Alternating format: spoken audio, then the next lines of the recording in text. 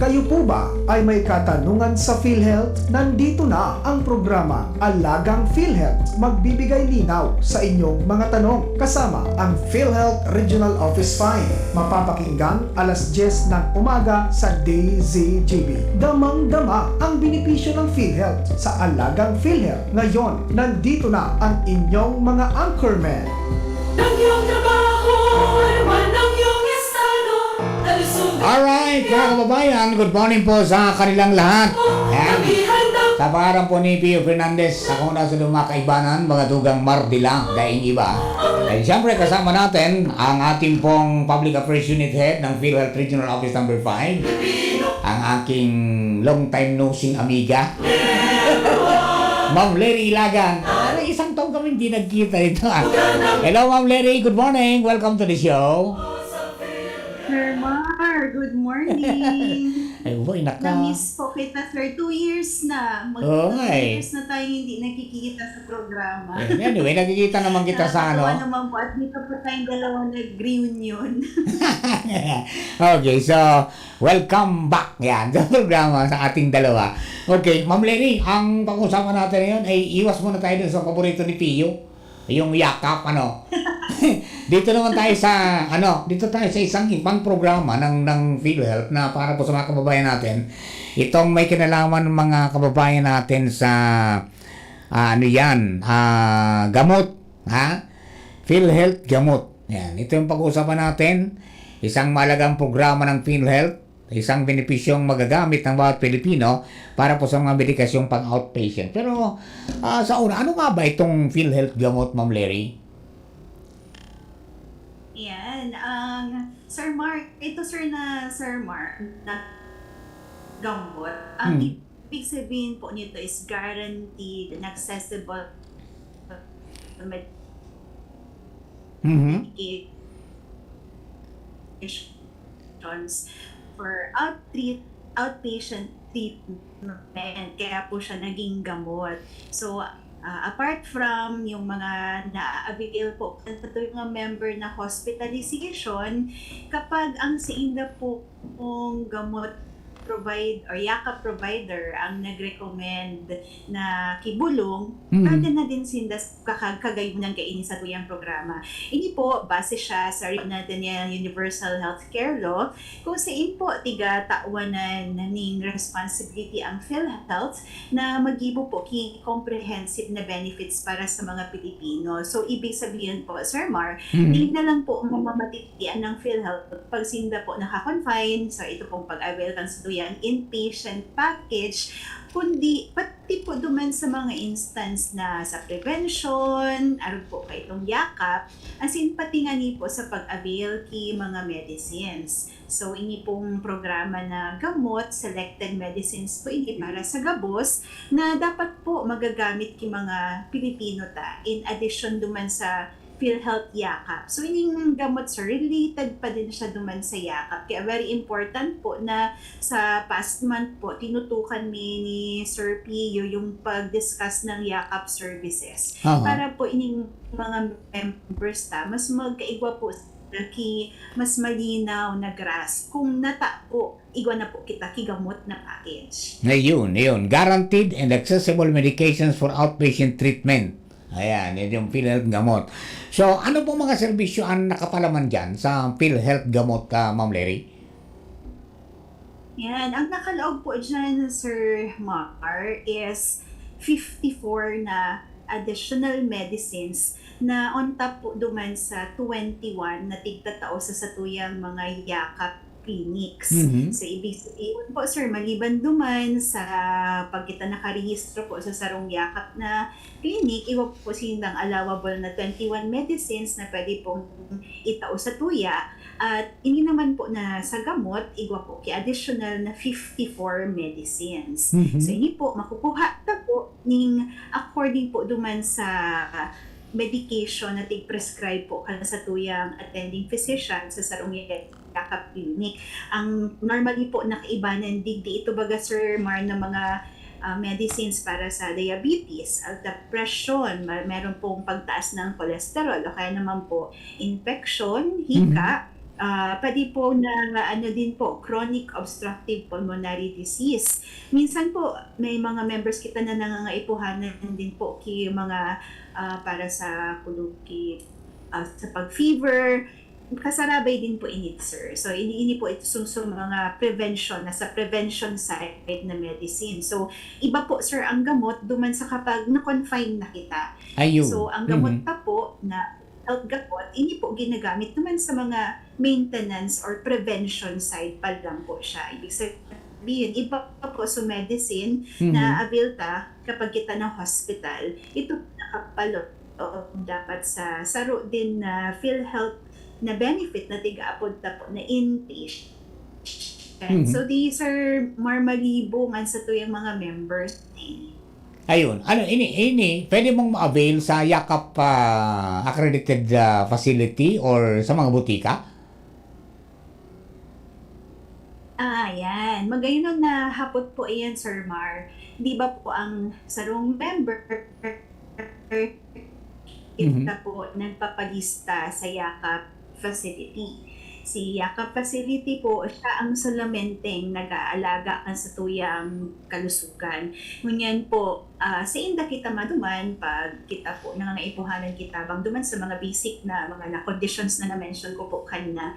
Then, kapag ang Yakap na klinikta po nagsabi na ay kaipuhanan mo kay medicine para sa maintenance, for example, kung sa imong alta presyon, i-refer ka po ngunyan niya duman sa mga gamot na accredited providers kang PhilHealth.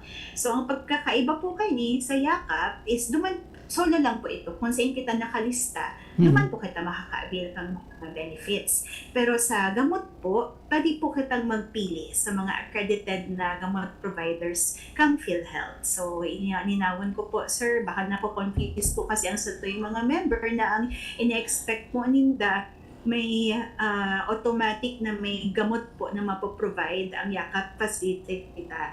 Yes po, automatic po na dapat may maprovide sinda, pero good for 21 na types na medicine lang po. Kung nakasabay po duman sa listahan ta na 54, pwede po ninda ining kuhaon ning warang binabayadan duman sa mga accredited na butika naman kang PhilHealth. So, Ayun. ang accredit lang kang PhilHealth, mga ospital, mga RHUs, ngunyan po, dahil digdi sa gamot, pati po mga butika.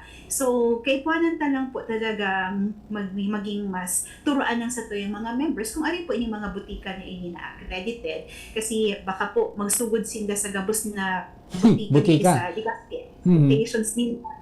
Gabos po automatic na accredited kang PhilHealth. Dai po, kay puhanan po muna mag-agi sa accreditation process. As in, ang number one po na pang-identify ta na accredited ang sarong butika is nakakalaag po siya PhilHealth accredited. So for now po, di mo na magsugod po sa mga butika para sabihon po na i-avail ang PhilHealth gamot kasi sabi ko nga po may separate na accreditation kasi dapat po si Yakap provider kung saan ka mo nakalista ang ma-recommend po ka ng medicine na kaipuhanan nindong makuha. Iyon. Ma'am Lery, ano ba ito? Itong sa pag-avail ng PhilHealth gamot, kailangan mo pa rin magparehistro harugan sa Yakap? Iyan, ang gaganda ng mga question mo ngayon, Sir Mar. Kapag naka-register ka na po sa Yakap, wala na pong kailangan na registration sa gamot. Kasi yung gamot po is kung saan na ang pinaka preferred po kan sa tuyang member na dumanan. Halimbawa po siya taga-Daraga, so better po na maghanap siya kay gamot provider na taga-Daraga. Pwede din po siyang maglipat-lipat bako parang kang siyakap na dapat Dumang ka lang. Ayun. You can only transfer after 1 year kung nakagamit ka na duman sa facility ito. Okay. Now, kanina nabanggit mo nindo kasubago sa mga sakop na bulong na pwedeng itao sa sarong beneficiary. Pero siyempre igwaman yan ng mga bulong garong daiman sakop kayan po ng gamot PhilHealth. Pwede pong pakibanggit kung ano yan? Opo, Sir Marty, take ta po pirmi ang opportunity sa mga radio programs ta na turuan po ang satuyang mga members para po pag sinda nag-a-avail, ma-assert po ninda ang siindang mga privileges na kaibanan po sa pagiging member kang PhilHealth. Inat sa gabos po, ang mga gamot po na naisakop duman sa PhilHealth gamot is ito baga po ang mga medication, Sir Mar, na naka-confine kita sa hospital. Mhm. So, ibig sabihin po, may naka ano po kitang package para duman, tapos nagluwas na po kita sa hospital. After po ng pagluwas pa may papainom pa sa tuya ng mga bulong dito po kaibanan duman sa satuyang programa. Then ito pong sa mga bulong baga po na sakop pa kang ibang mga outpatient benefits kang sa PhilHealth, kasi dakol po na iba-ibang klaseng benefits ang PhilHealth. Ang focus po kay sa tuyang gamot program is more on the prevention side. Kumbaga po, di pa siya maglala, meron ka na pong nakukuha ng mga maintenance medicines. Kaya duman po sa mga lolo-lodata na may mga maintenance na halimbawa para duman sa high blood. So, hindi po ang direction niya. Ang gusto din pong i-explain sa mga members ta is supposed to be po, pagka mo nagpasiring sa sarong gamot provider, di ka mo dapat na babayadan na kwarta. Kasi po, si PhilHealth po ang magbabayad duman sa napili nindo na butika. Mhm. Meron lang po katakiat na polisiya na kapag ang satuya pong medicine na pinili is nasa branded na side, tapos medyo mataas po siya duman sa tiglaag na presyo, naka-fix po kasi ang presyo kada gamot medicine duman sa listahan. So kung medyo nag-exceed po siya or mas mahal po siya duman sa nakalaag sa tuya na fixed amount, ay they po nire-require data po tiga na branded ang maging medication kan sa tuyang mga member. Ang reason po di sir is so sa parte kan sa tuyang corporation at sa tuyang mga medical societies na nagsasabi po na ang generic po pala is enough naman para maging maayos po ang satuyang salud. So, ngunyan po, ini pong mga gamot na ini supposed to be po, Sir Mar, pag nagduman kita sa sarong gamot provider, dapat po wala kitang tigbabayadan na kwarta. So, ini po ang kagayunan duman sa o-offer kang PhilHealth. Ngunyan, just like any other package po ng PhilHealth, meron pong mga limitations na yun din po ang pag-uusapan natin na ngayong araw. Ayun, opo. Ano ba yan? Kasama dyan yung, ano yan, yung iniinom ng mga may gout arthritis? Kasama ba din yung mga gamot sa gout Iba po kita, arthritis? sir, na listahan ko yan. Mga ano na dito, sir, talaga. Kahit nga ako, sir, parang may gout na din.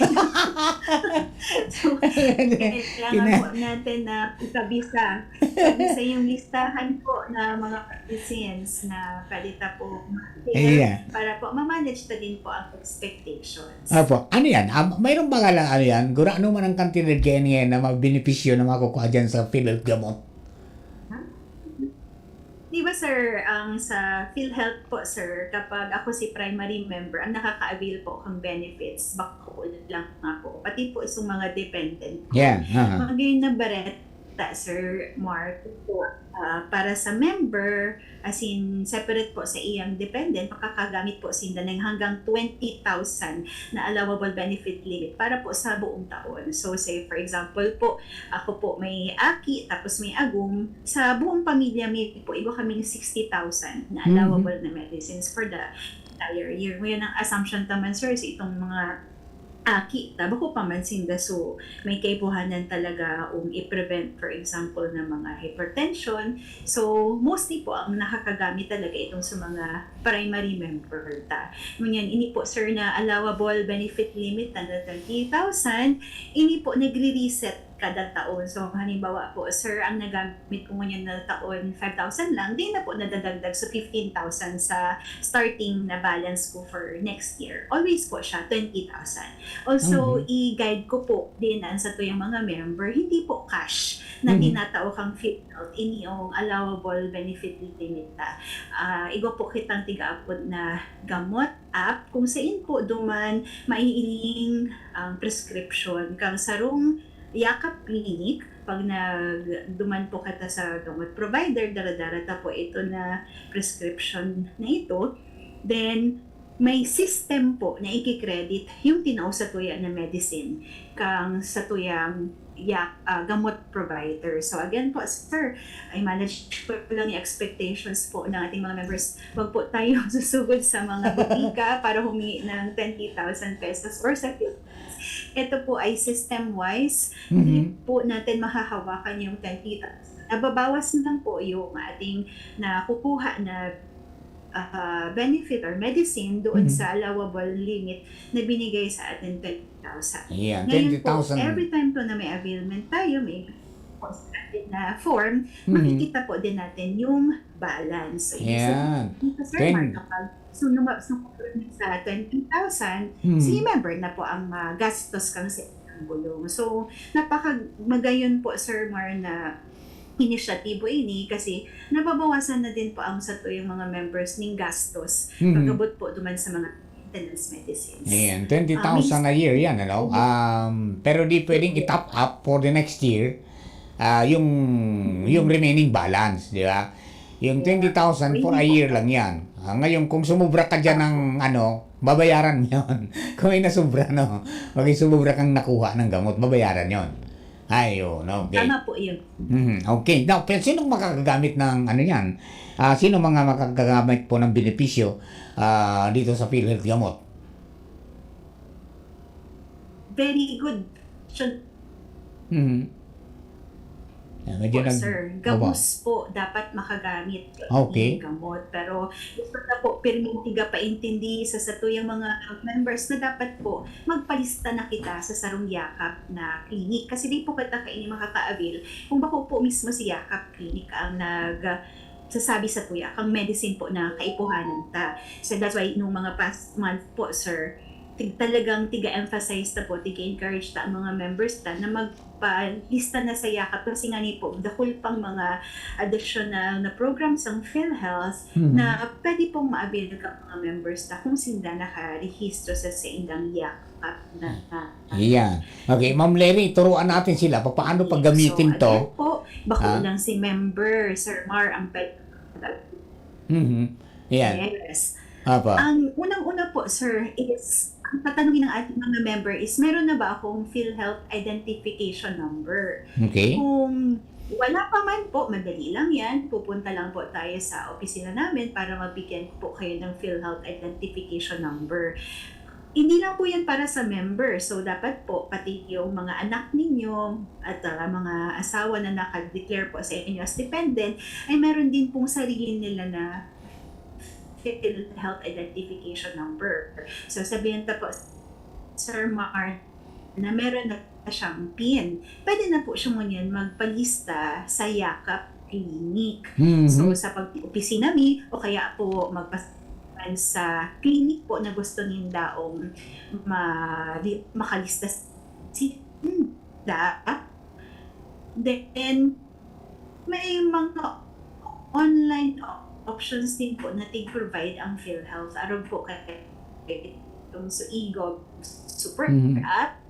Ito baga po, sir, na natatakta sa mga government services. Na din po sa pwede nilang pa-register sa mga tech baga po, sir, na mga members of their own home na di na po sila mamamasahe. Pwede din, sir, sa aming PhilHealth member portal na hindi po may ililink sa tuyang website, yung www.philhealth.com.ph. So ngayon, sir, kapag kita nakapalista na, maduman na po kita sa satuyang Yakap Clinic para po duman sa tiga-apunta na first patient encounter. Ini pong first patient encounter, hindi po malibong sa tuyang mga members. Bako po ini to check up. Tigkuhaan pa lang po kita kay inikikita ka profiling, ito pong medical history ta. Pero kung ikaw po, pag dumanta sa first patient encounter, iba na po kita namamatian sa mga konsulta, pwede na po kita i-consult sa tuyang Yakap screening. Ngunyan, based po naman sa assessment po ang attending physician, maiiling po kung kaipuhanan mo ki medicine or laboratories kasi may underlying condition ka po or ilang na namamatian. So, duman po sa medicine, meron po katang 21 medicines na pwedeng i-prescribe kang yakap provider na oral mismo po pwede nindang makuha. Pero kung ang prescribe po sa inda na medicine is nakalagay duman sa 54 na nakalaag po sa gamot, kaipuhanan po ninda na magpasiring sa accredited na gamot or botika ng PhilHealth para po dumanin da itong gamot prescription, pakatao po ninda Sir Mark ang prescription, tatawanan po sila kang medicine, and then ito po ang gamot availment slip ang magiging basehan ninda sa pag-iling kung pira na lang po ang balanse ninda kang 20,000 pesos. Ayun, no po. Pero yung reseta, nakukuha yan, duman saan yan? Sa Yakap Services? Yes, opo. Sila po ang nagre-reseta. So, di po pwede itong sutig reseta kang sa tuyang private na physicians. Opo. Okay. Now, ano yan? Mayroon ba tayong accredited ng mga dito sa Albay in particular, Ma'am Larry? Yan, magayon na bareta po, Sir Mar, kasi digdi po sa buong Bicol region, igwa na po kitang accredited na 84 na mga butika. 17 po kaiyan matatagpaan digdi sa Albay. Digdi po sa Albay, 4 po kaiyan niyaon sa Legazpi. Igwa pong duwa sa Daraga, Ginubatan, Ligaw, asin sa Pulangki. Asin may tigsararo na po sa Bakakay, Malilipot, Santo Domingo, Tabaca po, asin TV. So ini po, sir, patuloy po na nakikipag-arrange ang PhilHealth, nakikipag-negotiate sa satuya mga local na mga pharmacies asin butika para po magtaon na po sila sa muyakang sa indang intent para ma-accredit po as gamot provider. Para kasi po, di ba Sir Mar, ang parati pong gusto kang PhilHealth is the more na provider, mas madami pong services ang satuyang makikater. Ang gusto ta po talaga is mas magdakul pa ini. Kaya po, ang mga members para po maging updated, pwede po nilang abangan sa satuyang website o kaya po sa Facebook page kang PhilHealth Bicol ang monthly updates po kay itong mga naa-accredit ang mga provider both for yakap at saka gamot. So, yung last May 1 po ay nagkaroon na tayo, Sir Mar, ng regional na launch para po sa accredited ng mga gamot facilities. Pabot na province po ay Igwang Avent Kaini. So, sa probinsya po kang Albay, specifically for Legazpi City, hinold po sa Pacific Mall. Nagpapasalamat po ang PhilHealth Regional Office 5 duman po sa tuyang mga member na nagbisita po sa satuyang site. Medyo dinumog po ang satuyang venue. As in, na-feel ta po itong talagang impact kang satuyang programa sa mga members. Since ini po isarong nationwide na event, na magayon po na for one day nakakater sa 25,000 na mga members nationwide PhilHealth po para i-launch po ini sa tuyang mga programa. So, syempre po, Sir Mar, nagpapasalamat po kami sa tuyang partners sa DCGP kasi nandun po ang ating media partners para po magtao po ng support sa tuyang aktibidades. Yeah, Ma'am Larry, may putig di si Ma'am Lorna Bueta. Kung ang mga provider daw may list ng mga gamot pag nandyan sa pharmacy ninda, pagkatapos ng consultation, paano daw po kung wala nin available na bulong na nakasurat naman sa reseta, sa inyo maduman? Ay, yan. Ang Yan sila. Medyo nagluyas signal ni Ma'am Larry. Oo. medicines po ay talagang nakalaang commitment po kasi yung mga partners is to ensure na as provider, dapat po itong 54 medicines na ito is readily and always available. So, Yeah. yan po ang satuyang tiga-ensure na ina-attend po sa kasatuyang korporasyon ng pasigurado po na kapag ako si Sarong Butika, dapat po itong 54 na medicines po ito is always available for our members. Ngayon po, sabihin pa natin na may instance po na say for example, pag-order ni Madam, biglang nag-zero dahil so nainot sa iya human sutig prescribe. Hindi po kitang maglilipat sa iba pa man na accredited na gamot na providers. Ayun, kung di ba naubos na ngayon, lipat ka naman sa iba. Basta, ang importante, hanapon itong nakapaskil na accredited, PhilHealth accredited. Yan. Diba? Okay. Ano po ang pwedeng darahon tami, Ma'am Larry, kapag ma-avail ka kayo ng... May mga accredited na kain. Apa? Israeli yan. Jerome, nagputol-putol si Ma'am Larry, ha? Hello? Hello, Ma'am Larry? Nawala si Ma'am Larry. Darahon Ayan. Apa? Sige, go ahead po, go ahead. is yung valid na government ID as in ito pong security code. Mhm. Ang darahon sir, itong valid na government ID po, so prescription galing po sa IACA clinic po na sa indang tigdumanan or sa kung saan po sila nakalista. Kung ako po, for example, representative lang, say for example, po senior citizen sa kuyang ina, pwede din po na magdala ni inoong ino-authorize po.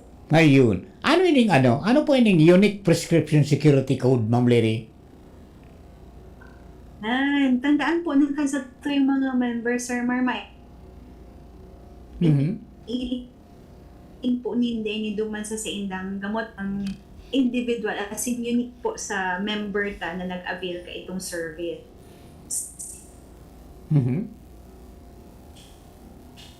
Ayun. Okay. Ano pala yan? Electronically generated code. Hindi po sa Nasa reseta. measures staff for fraud mechanism, anti-fraud mechanism na sinisigurado ta po talaga na ang master. By that po, yes, nare-retrieve po sir dun sa na may UPSC po siya. Then, maiiling po sir kung ano din itong na prescribe po sa iyo. Ayun, parang monitoring, no? Monitoring platform din yan, no? Para ma-monitor kung ano na na itao sa imong bulong. Dapat may UPSC pala yan. Okay. Now, paano po maaraman kung gura no na ang natatada ng annual benefit limit? Yeah, may marireceive po sinta Sir Pio yung gamot availment slip. Dumaan po sir sa gamot availment slip, maiiling din da sa balanse pa. Ayan, okay. Pwede man kaando gumamit da po ng ang diskwento para sa mga senior citizens in PWD? Magayon na question iyan, sir. Gusto ta pong ipaabot sa satuyang mga member is kapag naubos po yung benefit na 20,000 pesos, dun po magkakaigwa ng discount. Since hindi po kaya is system-wise po siya. So, ano po specific na medicine ang nagluwas, di po maa-avail ka sa tuyang mga senior citizen ang sa indang discount. But again, dahil wala man pong tigluluwas na kwarta ang sa tuyang mga member, di din po nila mamamatian itong discount. Pero yung na lang po kasi is para masigurado na ang sistema ta sir, di din mahirapan sa pag-monitor and pag-tracking utilization kasi nagbabago baga sir ang amount sa senior citizen availment. Ang availment po ang senior citizen is kapag ito pong naubos na nila sa 20,000 tapos nag-shell out na po sila out of pocket nila. Ayun, so magamit mo. Pag naubos sa 20, pwede mo na gamit yung discount. Okay, now, gura naman kadakol tabi, Ma'am Larry, ang medisina na makukuha mo kada reseta. Ayan. Yeah, perfect, Sir Mar. Sa bawat consultation po, pwedeng magreseta po ang satuyang doktor ning hanggang 3 na months para po sa maintenance. Ngunyan, based po dumaan sa reseta, maaari pong makuha ang gamot for 1 month. So, ibig sabihin po, yung reseta natin is good for 3 months, pero ang pagkuha na po ng medicine is on a monthly basis. Kasi po, baka igwa din po na nakalaag sa agreement nindo kang sa inyong yakap clinic na mabalik ka po sa inda after 1 month to check po kung may pagbabago or kung meron pong kondisyon na dapat i-continue mo po pa itong maintenance medicine. So, kung di man po na itao itong 3 months na medicine, say for example, after 1 month po, nag-okay na sa pagmatikan sa tuyang member, hanggang di niya po ito tiga-claim sa tuyang butika, di man po nagbabawas ang sa iyang 20,000 na balance. Ayun, sabi ni salamat niya Taiguana sa Santo Domingo. halos halos lahat ng distrito sa Albay ay mayroon na accredited na lang natin po yan at baka madagdagan pa yan sa mga susunod na mga buwan. Yes, sir. Ayan. Okay, so ano bilis naman? Yes, sir. Mark, yun po, bago pa lang itong programa, sir, talaga pong pinapaigting po ng PhilHealth ang ating mga accreditation dito. So, sa kumpletong listahan po, Sir Mar, mag-iling lang po, sinda kang post ka profile, monthly mi po iyan tiga-update sa tuyang Facebook page. Ayun, opo. Okay, so far, bilis na ng oras natin, Ma'am Larry. Siguro kunin ko na yung final message po ninyo para sa ating mga tagapakinig ngayong pong umaga.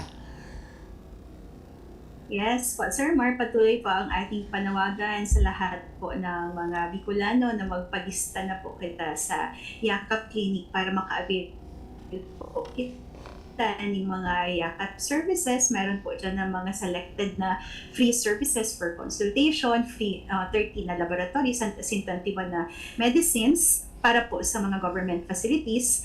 Binabayadan po kang PhilHealth ni 1,700 pesos ang kada member as independent sa facility. So, dapat po wala na halos na binabayaran ng satuyang member. Pero, pimi ko ining tigre-remind, sir, sa satuyang mga members na nakapagpa-register po duman sa mga private na facilities, meron po kitang out-of-pocket expense na 900 pesos on top of the 1,700 pesos po na tigbabayad kang PhilHealth sa inyong Yakap facility. So again po, kapag mo private sa inyong Yakap facility, sana po ay maging aware kita na iba po kitang babayadan na up to 900 pesos for the entire year na po ini. So ibig sabihin po, dapat regulated po duman sa visits ta. Hindi po pwede na sa raruan na visit, 900 pesos po tulos ang bawas. Mm-hmm. So, same din po sa mga members ta na nakapa-register na. Sana po ay ma-avail ta na po ang mga libreng medicines, 54 na medicines po ini under the PhilHealth Gamot package. Hinang po kita sa tuyang website para po ma-identify ta kung saan po kita pwede magduman na din na po kitang babayadan. Kung kamo po may mga kahaputan, as in gusto po niyo magpa-register sa Yakap, bukas po ang sa tuyang local health insurance offices, Lunes po hanggang Biyernes, alas 8 hanggang alas 5 ng hapon, mula po sa PhilHealth Regional Office 5, at sa ngalan po ng aming Regional Vice President, si Sir Alberto Mandurial. Maraming salamat po sa pakikinig at patuloy. Thank you very much, Ma'am Larry. Salamatan po. Hanggang sa masunod po na edisyon ng Alagang PhilHealth. Dahil sa PhilHealth, kalusugan mo sigurado. Namin para sa inyo, bawat Pilipino, dapat membro, bawat membro Inyong napakinggan ang Alagang PhilHealth. Makinig muli sa susunod na Lunes, alas 10 ng umaga dito sa DCGB. Alagang PhilHealth, hatid sa inyo ng PhilHealth Regional Office 5. Maraming salamat po sa inyong pagsubaybay. Abangan sa Radyo DZGB